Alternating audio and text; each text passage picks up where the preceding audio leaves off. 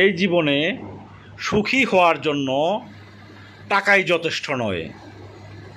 আপনি দেখবেন কারো শত শত কোটি টাকা আছে, অথচ সে সুখী নয়।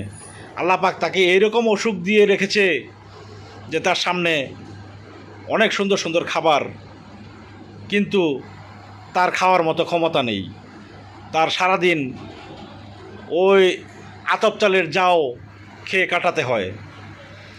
আবার তার পাশাপাশি আপনি একজন ভ্যান চালককে দেখবেন, সে সারাদিন পরিশ্রম করে ভ্যান চালিয়ে যে টাকা উপার্জন করে, অল্প টাকা, সেই টাকা নিয়েই তার বউ বাচ্চা নিয়ে দুমুঠো ডাল ভাত খেয়ে সুখে শান্তিতে বসবাস করে। তাই সবসময় আল্লাহর শুকরিয়া আদা করা উচিত। আল্লাহ পাক যেন আমাদের সকলের জীবনে সুখ দিয়ে পরিপূর্ণ করে দেয়। আমিন।